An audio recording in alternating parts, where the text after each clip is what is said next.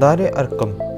دار ارقم اسکول پاکستان کے پرائیویٹ اسکولوں میں سے ایک ہے۔ اس تعلیمی ادارے کی پہلی شاخ 1991 میں پاکستان کے شہر سرگودا میں رکھی گئی تھی۔ اس کی بنیاد سے لے کر ہی اس ادارے نے اپنی محنت، لگن اور انتھک کوشش سے بے تحاشا ترقی اور بڑی بات یہ کہ پاکستان کے 150 شہروں میں تقریباً 2 لاکھ سے زائد بچے تعلیم حاصل کر رہے ہیں اور لامحدود کر چکے ہیں۔ آج ہم دار ارقم اسکول جہلم میں موجود ہیں اور اس پر ڈاکومنٹری بنانے جا رہے ہیں۔ السلام علیکم، میرا نام یاسر سعید ہے، میں وائس پرنسپل ہوں Dar Arqam Civil Lines campus boys campus کا، اور آپ کو بوائز کیمپس کے بارے میں تھوڑی ڈیٹیل دینی ہے۔ ہمارے پاس اس وقت یہاں پہ اسٹرینتھ ہے 75۔ یہ بچے کلاس 6 سے کلاس 10 تک ہیں ہمارے پاس یہاں کے بچے، اور ہمارے جو ٹیچرز کی اسٹرینتھ ہے وہ 10 ہے۔ 10 ٹیچرز ہیں اور 75، یعنی ہمارے پاس حفظ کی کلاس بھی ہے تو اس میں قاری صاحبان بھی ایڈ ہیں۔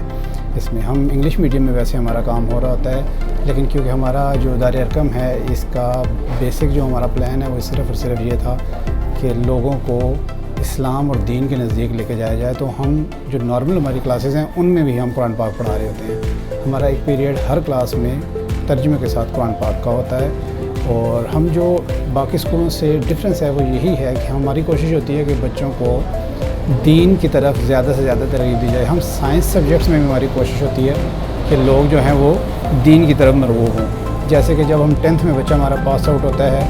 تو وہ 30واں پارہ اس کو حفظ ہو چکا ہوتا ہے۔ ظہر کی نماز کا ہم اہتمام اپنے اسکول میں ہی کرتے ہیں، بچے نماز یہاں پڑھ کے جاتے ہیں۔ اسی طرح جو ہماری پلاننگ ہے وہ پلاننگ ہیڈ آفس ہمیں مہیا کرتا ہے کہ آپ نے بچوں کو منتھلی یا 10 دن یا 5 دن میں کیسے بڑھانا ہے۔ وہ جو بھی آرڈرز ادھر سے آتے ہیں ہم ان کو فالو کرتے ہیں۔ اس کے لیے بیسک لیسن پلان جو ہے وہ ہم یہیں پہ بناتے ہیں۔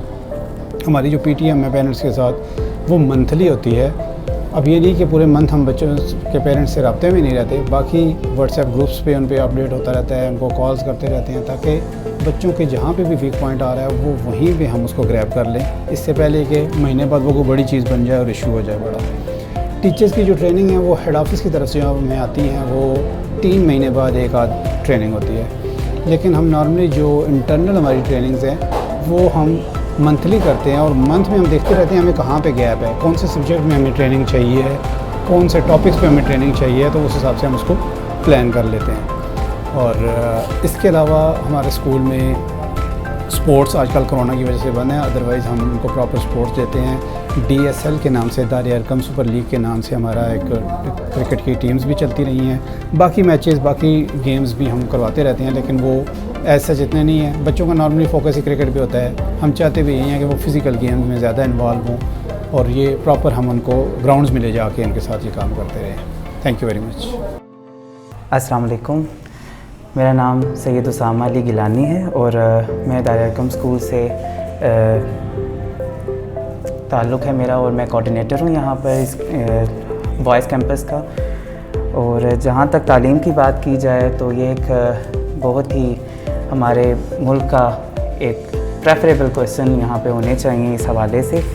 اور کچھ کویسچنس کی شروعات میں اس طرح کر رہا ہوں آنسرس کی کہ ہمارا نظام جو ہے اس ٹائم تعلیمی نظام، اگر ہم دیکھا جائے ہمارے ملک میں کس طرح کا تعلیمی نظام ہونا چاہیے،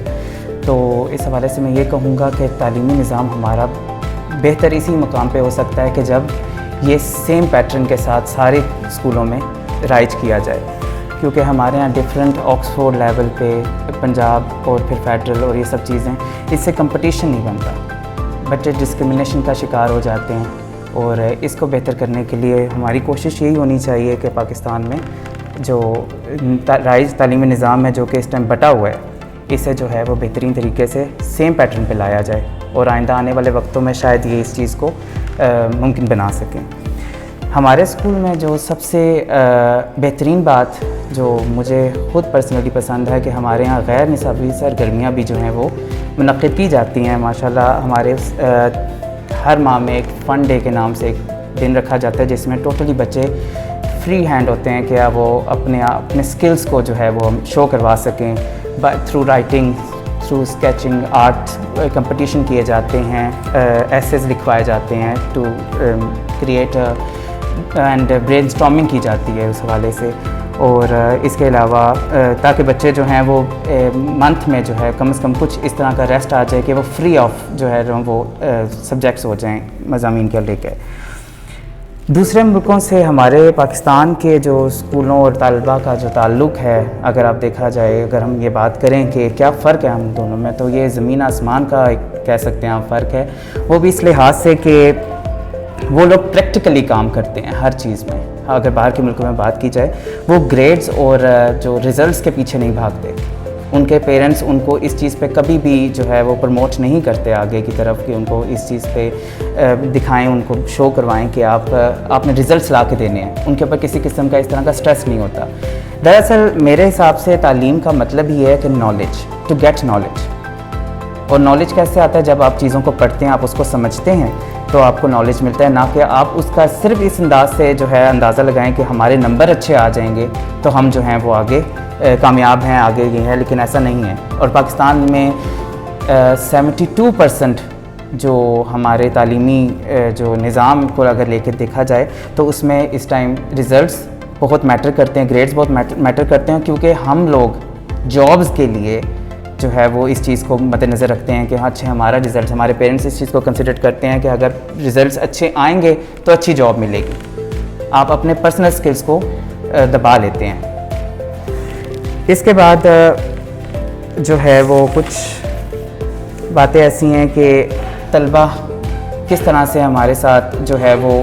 ایزی ہو کے چلتے ہیں، فرینڈلی ماحول میں. ہمارا اس دائرہ کا جو سب سے بڑی ایک خوبی ہے جسے میں کہتا ہوں، بچے رولز اور ریگولیشن میں رہ کر ڈسپلن کے ساتھ بہت فرینڈلی ماحول میں پڑھ رہے ہوتے ہیں. ان پہ کسی قسم کا دباؤ نہیں ہوتا ذہنی طور پہ کہ ان کو کسی قسم کا ہراس کیا جائے گا یا کوئی بلیز ہوں گی اسکول کے اندر. ایسا کچھ نہیں ہوتا.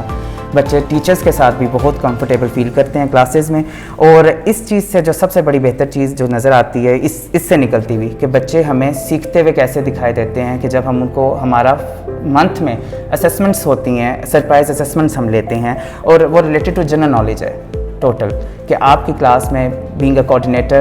میں کلاسز میں جاتا ہوں، میں جا کے ان کو جو ہے وہ ان کے اسیسمنٹس لیتا ہوں، سرپرائز اسیسمنٹس، اور ان سے ہمیں پتہ چل رہا ہوتا ہے کہ جی بچے اس چیز پہ انٹرسٹ لے رہے ہیں اس وقت کہ وہ اپنا جو بھی پڑھ رہے ہیں وہ بڑی دلجوئی سے پڑھ رہے ہیں، دلجمی سے پڑھ رہے ہیں. استاد ہونے کی حیثیت سے کسی بھی بچے کے اندر صلاحیت کو ڈھونڈنا ایک عام سی بات لگتی ہے، لیکن کیونکہ 5 انگلیاں برابر نہیں ہوتی تو اس طرح ہر بچے کی اپنی ایبیلٹیز جو ہوتی ہیں وہ ہوتی ہیں، اپنے سکلز ہوتے ہیں. وہ کوئی بچہ شارپ مائنڈڈ ہوتا ہے، کوئی ڈل مائنڈڈ ہوتا ہے کچھ، اور ان کے پیچھے بھی فیکٹرز ہوتے ہیں جیسے کہ انوائرمنٹل فیکٹر، ان کے فائنینشیل ایشوز، ان کے گھر کے معاملات. تو جو ہمارے سامنے جو چیزیں ان کی صلاحیتیں جو نظر آتی ہیں، ہم ان کو بھرپور طریقے سے ہم اس کو سپورٹ کرتے ہیں اس بچے کو. فار ایگزامپل اگر ایک بچے کی رائٹنگ اچھی ہے، وہ لکھتا اچھا جانتا ہے، تو ہم کوشش کرتے ہیں ہم بہت سی چیزیں ایسی اس سے کروائیں، ایکٹیویٹیز ایسی کروائیں جس میں وہ کھل کے سامنے آئے. بچے شائع کرتے ہیں ہمارے ملک میں ان چیزوں کو لے کر،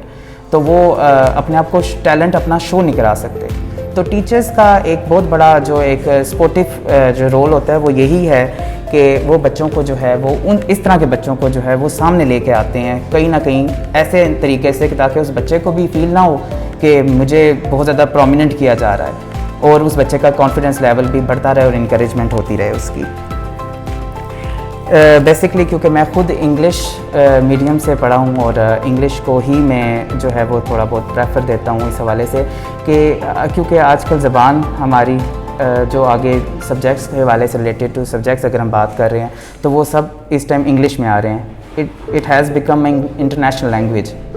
اوور آل. اگر دیکھا جائے تو پوری دنیا میں جو ہے ورلڈ لینگویج بن گیا ہے گلوبل. تو اس وجہ سے ہمیں انگلش سمجھنا اور اس کو پڑھنا بہت ضروری ہو گیا ہے. تو میں پریفر اسی چیز کو کروں گا کہ انگلش میڈیم ہی بہتر ہونا چاہیے. جہاں تک اردو میڈیم کا تعلق ہے تو وہاں میں یہ کہوں گا کہ ہمارے جو نظام ہے، ہم کوشش کر رہے ہیں ہمارے حکمران اگر کسی طرف دیکھا جائے ایجوکیشن سسٹم کو، کہ وہ گورنمنٹ اسکولوں کو بھی، سرکاری جو اسکول ہیں ان کو جو ہے وہ انگلش میڈیم کی طرف لے کے آئیں. اس میں اے گروپ بی گروپ کے نام سے انہوں نے متعارف کروا چکے ہیں اس چیز کو. لیکن مسئلہ یہ ہے کہ بہت سے پیرنٹس اب چاہتے ہیں یہی ہیں کہ وہ فائنینشیل کنڈیشن اگر ان کی بہتر ہے تو وہ اپنے بچے کو کسی انگلش ادارے میں ڈالیں. اس سے میں سمجھتا ہوں کہ بچے کے اندر کانفیڈنس بڑھتا ہے، بچے جو ہیں وہ نئی نئی چیزیں سیکھتے ہیں اور آگے اس کو جو ہے وہ اس کو کریٹیو اپنی مینٹیلٹی کے ساتھ جو ہے وہ آگے پیش بھی کرتے ہیں. میرے کیونکہ بینگ انگلش ٹیچر اور ایز اے کوآرڈینیٹر تو میری پریفرنس یہی ہے کہ میں بچوں کو انگلش میڈیم کی طرف ہی کروں. جو بھی ہے ہم اس ڈائریکٹ میتھڈ کو جب تک اپنائیں گے نہیں تو ہمارا نظام بہتر نہیں ہوگا. بہت سے پیرنٹس کنسرننگ ہوتے ہیں انگلش میڈیم پڑھانے کے لیے, جیسے کہ میں نے پہلے بھی آپ کو بتایا ہے کہ پیرنٹس جو ہیں وہ چاہتے یہی ہیں کہ ان کے بچے انگلش کو کریں, کیونکہ وہ چاہتے ہیں کہ سب جو ہیں وہ برابر ایک لیول پہ, ایک درجے پہ بچے جو ہیں پڑھیں تاکہ ان کے اندر کسی قسم کی کمپلیکسٹی نہ آئے.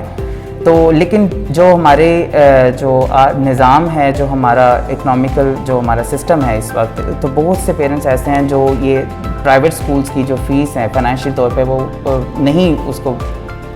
کر سکتے, بیلنس نہیں کر سکتے کہ وہ اپنے بچوں کو ایسے اسکولوں میں پڑھائیں. لیکن ترجیح وہ کوشش یہی کرتے ہیں کہ کوئی نظام ایسا ہو جس میں انگلش میڈیم ہی پڑھایا جائے. تو ہمارا فوکس یہی ہونا چاہیے کہ سرکاری اسکولوں میں بھی ایسی چیزیں جو ہے وہ جو ہے انٹروڈیوس کروائی جائیں جس میں بچہ جو ہے وہ انگلش جو ہے وہ سیکھے, اس کو سمجھے اور آگے بھی لے کر آئے. ترقی یافتہ ملکوں سے ہم لوگ پیچھے اس لیے ہیں پریکٹیکلی کہ ہمارے جو معاملات ہیں, ایجوکیشن کو ہم لوگوں نے ایک سائڈ پہ ڈال دیا ہے. اسٹڈیز ہماری بیونڈ ہیں, اس سے پہلے ہمارا روٹی کپڑا اور مکان ہے. یہ سب سے بڑی ایک بات ہے اور ایک آپ اسے کہہ سکتے ہیں کہ ٹریجڈی ہے ایک ہمارے ملک کی. وجہ یہی ہے کہ اس کے پیچھے جو فیکٹرز جو اپلائی ہوتے ہیں جو اس ٹائم اس ملک میں چل رہے ہیں, اس کا وجہ یہی ہے کہ اکنامیکل گروتھ نہیں ہے, سیکنڈلی ڈیولپمنٹس نہیں ہیں, اور فائنینشیل کنڈیشن ایسی ہیں لوگوں کی کہ وہ اس چیز کو نہیں کر سکتے. اور ہمارے حکمران سب سے پہلے جو ہمارا سوشلزم جو ہمارا چل رہا ہے اس وقت گورنمنٹ کا پبلکلی جس کو دیکھا جائے تو اس میں ہم یہی کہہ سکتے ہیں کہ تعلیم کو جو ہے وہ بہت پیچھے چھوڑ دیا گیا ہے اس حوالے سے. اور آخر میں صرف یہی کہوں گا کہ اگر ہم اس ساری سوچ کو رٹا ایجوکیشن کے اندر ریزلٹس کو دیکھنا, اگر ہم اس کو پس پشت ڈال کر اگر ہم تعلیم کو اس لحاظ سے لے کر جائیں کہ ہاں ہمیں کچھ سیکھنے کو مل رہا ہے, ہم کوئی چیز سیکھ رہے ہیں, ہمارے بچے سیکھ رہے ہیں, تو آنے والی نسلوں میں وہ ایک کے اوپر ایک چیز نہیں کریں گے. وہ پرانا زمانہ تھا کہ جب جو ہے وہ بیٹا جو ہے وہ باپ کی جگہ لیتا تھا اس کے کاروبار میں. اب نئی ڈائنامک قسم کی اسٹڈیز آ گئی ہیں. بچہ چاہتا ہے اس کو اس کے انداز سے, اس سے ریلیٹڈ, اس کے مائنڈ کے لیول کے مطابق اس کو وہ چیز پڑھائی جائے, اس کو اس چیز میں آگے آنے دیا جائے. اسی کو پیشن کہتے ہیں. اگر جب تک پیشن نہیں آئے گا تعلیم میں انسان میں, وہ آگے اپنی اپرچونیٹیز کو اویل نہیں کر سکتا کسی بھی قسم کی. بچے ڈل رہ جاتے ہیں, ان میں کانفیڈنس ختم ہو جاتا ہے. تو ہمارا نظام اس کو اگر بہتر بنایا جا سکتا ہے وہ صرف اس طرح کہ ہمارے حکمران ان چیزوں کو سیریس لیں, ایجوکیشن کو سیریس لیں. ان کو پتہ ہونا چاہیے کہ ایجوکیشن ایک ایسی چیز ہے جس کے بلبوتے پہ ہم آگے آ رہے ہیں. اس میں کمپٹیشن ایسا رکھا جائے جس میں سب برابر ہوں, نہ کہ آپ, کیونکہ ہمارا آج بھی یہی چل رہا ہے. اگر میں اس چیز کو غلط نہیں سمجھتا کہ دیکھا جائے ان بچوں کو, تو ہمارے سرکاری نظام میں سب سے بڑی جو فلا ہے وہ اسی چیز کا ہے کہ جو سرکاری لوگ ریٹائرڈ ہو جاتے ہیں انہی کی نسلوں میں سے لوگ آگے آج کل آ رہے ہیں. تعلیم اس لیے پیچھے جا رہی ہے کہ جو پڑھا لکھا ہے وہ ان سب کے, آپ جنرل ویوز اگر دیکھیں لوگوں کے بارے میں تو بہت سے لوگ اسی وجہ سے جو ہے وہ بیٹھے رہ جاتے ہیں کہ ان کو وہ اپرچونٹی اویل کرنے کا موقع ہی نہیں ملتا. ان کے لیے وہ سیٹس بظاہر تو وہ سیٹس نظر آ رہی ہوتی ہیں لیکن وہ سیٹس ہوتی نہیں ہیں, وہ پہلے سے ہی کور کر لی جاتی ہیں. یہ ہمارا وائلیشن سمجھ لیں, ہمارے جو کرپٹ نظام کو آپ دیکھ سکتے ہیں اس کے ایجوکیشن کے. تو بہترین طریقہ تو یہی ہے کہ حکمرانوں کو چاہیے کہ اس چیز پہ سیریسلی جو ہے وہ نوٹس لیں اور آگے آنے والے وقت میں اپنے بچوں کا جو مستقبل ہے اسے روشن بنائیں. تھینک یو سو مچ. بسم اللہ الرحمن الرحیم. میرا نام محمد زبیر ہے اور دار ارقم اسکول میں ایز اردو ٹیچر اپنی خدمات کو سر انجام دینے کی کوشش کر رہا ہوں. ہر ادارے کے اپنے رولز اینڈ ریگولیشنز ہوتے ہیں اور وہ اپنی پالیسیز کو لے کے اپنے ادارے کو آگے لے کے چلتے ہیں. ہم جہاں پہ دار ارقم اسکول میں گورنمنٹ کی جو پالیسی ہے اس کو بھی ہم اچھے طریقے سے سر انجام دینے کی کوشش کرتے ہیں. وہیں پہ مذہبی اعتبار سے بچوں کی تربیت کرنے کے حوالے سے ہر پہلو میں مد نظر رکھتے ہوئے کوشش کرتے ہیں کہ بچوں کی مذہبی اعتبار سے بھی تربیت کی جائے تاکہ جہاں بچے دنیاوی تعلیم سے روشناس ہو سکیں وہیں پہ وہ دین کی تعلیم سے بھی اپنا روشناس ہو سکیں. تو جہاں تک اس اسکول کے حوالے سے جو میری ریویوز ہیں وہ یہ ہیں کہ یہ یہاں پہ دینی لحاظ سے بچوں کی تربیت کی جاتی ہے، یہ جو کہ بہت بڑی بات ہے، ٹھیک ہے۔ بچیوں کو پردہ کرنے کا سکھایا جاتا ہے، جو فیمیل سٹاف ہے ان کو پردے کے بغیر اسکول میں داخل ہونے کی اجازت نہیں ہے۔ باقی اسکولز کے مطابق جو ہے وہ یہاں پہ جو سلیبس ہے وہ آکسفورڈ بھی ہے، پنجاب ٹیکسٹ بک کا بھی ہے، تو یہاں پہ جو ہے تعلیمی اعتبار سے ہر لحاظ سے ماشاءاللہ یہ ادارہ اچھے طریقے سے چل رہا ہے۔ چونکہ جب ہم کسی بچے سے کوئی بات کر رہے ہوتے ہیں تو کچھ باتیں ایسی ہوتی ہیں بچے اپنے گھر میں جا کے نہیں بتاتے، جیسے کہ ایک بچے کو ہم کلاس کا ٹیسٹ لیا ہے تو بچے کیا کرتے ہیں کہ جو اچھے ٹیسٹ ان کے ہوتے ہیں وہ گھر میں جا کے بتا دیتے ہیں، اور جو اچھے ٹیسٹ نہیں ہوتے تو وہ گھر میں جا کے نہیں بتاتے، اور بچوں کی کلاس میں جو سچویشن ہے وہ مطلب سیریس ہیں یا غیر سنجیدہ ہیں، ان کی جو حالت ہے، ان ساری چیزوں کو مد نظر رکھتے ہوئے ہم میٹنگ کا اہتمام کرتے ہیں۔ اس کی وجہ یہ ہوتی ہے کہ جب ہم پیرنٹس اور ٹیچرز آپس میں رابطے میں ہوتے ہیں تو پھر بچہ دونوں سائڈ سے پھنس جاتا ہے، پھر وہ نہ تو اپنے والدین کے ساتھ جھوٹ بول سکتا ہے اور نہ ٹیچر کے ساتھ۔ ایکچولی یہ جو پیرنٹس ٹیچر میٹنگ ہے اس کی وجہ ہی یہی ہے کہ ٹیچرز کو بھی پتہ ہو کہ بچے کا گھر میں ماحول اس کو کیسا مل رہا ہے، کہاں پہ وہ پڑھ رہا ہے، کس ٹائم پہ پڑھتا ہے، کیا کیا کرتا ہے، اور جو پیرنٹس ہیں ان کو بھی پتہ چلے کہ بچے کو اسکول میں کس طرح سے پڑھایا جا رہا ہے اور کن مسائل کا سامنا کرنا پڑ رہا ہے۔ جب اکثر بیشتر جب پیرنٹس آتے ہیں تو اپنے ہی بچے کی مطلب یہ کمپلیٹ لے کے آتے ہیں زیادہ تر کہ بچے سر ہماری بات نہیں سنتے۔ آپ یہ اندازہ کر لیں کہ پیرنٹس ٹیچر کو یہ بولتے ہیں کہ ہماری بات یہ بالکل نہیں سنتے، ہم ان کو بہت کہتے ہیں، کہہ کے تھک جاتے ہیں، یہ ہماری بات کو ذرا بھی فالو نہیں کرتے، ٹھیک ہے۔ ٹیچر کے سامنے اگر بچہ ہوگا تو وہ پھر تھوڑا سہم جائے گا، ڈر جائے گا، تو اس کا فائدہ یہ ہوگا کہ ٹیچر تھوڑی سختی سے ان کے پیرنٹس کے ساتھ بات کرے گا اور یہ بولے گا کہ اگر بچہ اب سے اگر آپ کی بات نہیں سنے تو آپ ہمیں جو کلاس ٹیچر ہے ان کو آگاہ کریں، تو پھر اس کے ساتھ نرمی کا معاملہ نہیں کیا جائے گا، سختی کی جائے گی۔ تو پھر ان باتوں کو سنتے ہی بچہ جو ہے وہ تھوڑا اور مطلب الرٹ ہو جاتا ہے۔ باقی بھی پیرنٹ ٹیچر میٹنگ میں بچے کی جو اسٹڈی کے حوالے سے بات ہوتی ہے کہ بچہ کن مضامین میں مطلب اچھا جا رہا ہے اور کن مضامین میں بچہ کمزور ہے، ان کو مد نظر رکھتے ہوئے پھر ٹیچر کی جو رائے ہوتی ہے کہ بچے کو اس سبجیکٹ کے اوپر زیادہ توجہ دینے کی ضرورت ہے، تو پھر گھر میں بچہ وہ اس سبجیکٹ کے بھی اوپر توجہ دیتا ہے اور ٹیچر بھی اس کے اوپر توجہ دیتے ہیں جو سبجیکٹ وہ پڑھا رہے ہوتے ہیں۔ تو ایسے جب پی ٹی ایم کا مقصد جب اگر ہوتی رہے ریگولر منتھ میں ایک بار، تو پھر میرا خیال ہے کہ نتائج بہت اچھے آتے ہیں۔ دنیاوی تعلیم کو آج کے دور میں بہت حیثیت حاصل ہے، وہیں پہ ہم بچوں کو دین کی تعلیم سے مطلب دور کرتے جا رہے ہیں۔ بچوں کو ٹیکنالوجی کے حوالے سے آپ بہت سکھاتے ہیں کہ یہ مطلب اس کمپیوٹر کے بارے میں سیکھو، موبائل چلانے کے بارے میں سیکھو، جتنی بھی ٹیکنالوجی ہے، جتنی جو کام ہو رہا ہے اس دنیا میں اس حوالے سے ہم بہت سکھاتے ہیں۔ اب چونکہ یہ زیادہ تر اس میں جو کام ہے وہ انگریز برٹش لوگ کرتے ہیں، تو ان کا کرنے کا طریقہ بھی ذرا الگ ہوتا ہے، وہ ان کا ماحول اور اسلامی ماحول میں بہت زیادہ فرق ہے، آپ لوگ جانتے ہیں۔ تو آج کل سوشل میڈیا پہ ان چیزوں کو دیکھتے ہوئے پھر ان کو فالو کرنا شروع کر دیتے ہیں۔ آپ یہاں تک ہم یہ دیکھ سکتے ہیں کہ بچے اپنے لباس سے لے کے اپنے جسم کی جو بناوٹ ہے، داڑھی کو دیکھ لیے، بالوں کو دیکھ لیے، ان کو کاپی کرتے ہیں۔ تو لہٰذا سوشل میڈیا بھی ایک ایسا سورس ہے کہ جس سے بچے تعلیم کو حاصل کرتے ہیں۔ اگر ہم بچے کو اسکول کے نظام میں اسلامی تعلیم کو مہیا کریں گے کہ اچھے طریقے سے بچے کو زبردستی نہیں، بچے کو یہ سمجھائیں گے بحیثیت مسلمان ہمارے اوپر کون کون سی ذمہ داریاں ہیں، تو وہ بچے کو ضرور سمجھ آئے گی، کیونکہ وہ بچے کو شروع سے ہی بچے نے چونکہ مسلمان ہیں، شروع سے ہی وہ اسے پتہ ہے کہ مسلمانوں کا کیا طریقہ کار ہوتا ہے رہن سہن کا، مسلمانوں کا کلچر کیسا ہے۔ تو بچہ ان چیزوں کو اس وقت بھول جاتا ہے جب بچہ اٹیچ ہو جاتا ہے دوسری چیزوں سے، ٹیکنالوجی سے۔ اگر اسکول میں بھی ٹیکنالوجی کے حوالے سے زیادہ باتیں کی جائیں گی، ٹیکنالوجی کے بارے میں بتایا جائے گا، اور باہر تو بچہ خود بھی سیکھتا ہی رہتا ہے، موبائل تو آج کل ہر بچے کے پاس ہے، بچہ دیکھتا رہتا ہے ٹیکنالوجی کے بارے میں کہ یہ چیز نئی آ رہی ہے، موبائل کے یہ ماڈل نیا آیا ہے، پھر ویڈیوز ٹک ٹاک آپ سب جانتے ہیں، ٹک ٹاک اور مختلف چیزیں جو آ گئی ہیں، یہ ساری چیزیں ایک معاشرے میں مطلب تباہی مچا رہی ہیں۔ ہر چیز کا ایک اچھا استعمال ہوتا ہے اور ایک برا بھی استعمال ہوتا ہے۔ میرے خیال میں، میری نظر میں یہ جانتا ہوں کہ میں نے बहुत कम ऐसा देखा है कि अच्छा इस्तेमाल हो रहा होगा। ज़्यादातर बच्चे बुरा इस्तेमाल ही करते हैं, वीडियोस बनाते हैं, उनको इनका पता नहीं है कि ये मतलब कहाँ तक जाएगी वीडियो, और जो हम बात कर रहे हैं शरीयत की रूह से इसका असर क्या है, मतलब वो ऐसे ऐसे कलिमात भी बोल जाते हैं। तो मेरे ख्याल में जो तरीका इस्लामी तरीका तालीम है उसका असर बच्चों के ऊपर कम से कम इतना होता है कि बच्चे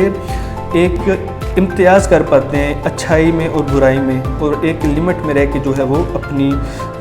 कोई भी काम को कर सकते हैं। जब बच्चे के ऊपर मतलब दीनी तालीम का असर होता है तो वो फिर नज़र आता है। बच्चा बेशक उसका ताल्लुक फिर टेक्नोलॉजी से भी हो, लेकिन वो अपनी इस्लामी तालीम को भूलता नहीं है और उसका असर उसके ऊपर नुमायाँ नज़र आता है।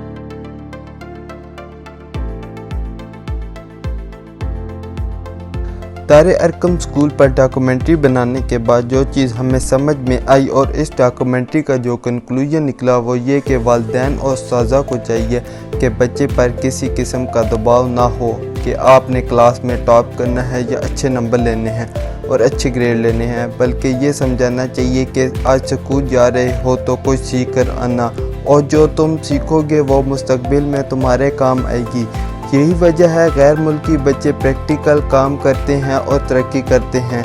इन बच्चों के ज़हनों में ये नहीं होता अच्छे ग्रेड और नंबर, लिहाजा हमें इस बात पर गौर व फिक्र करने की ज़रूरत है।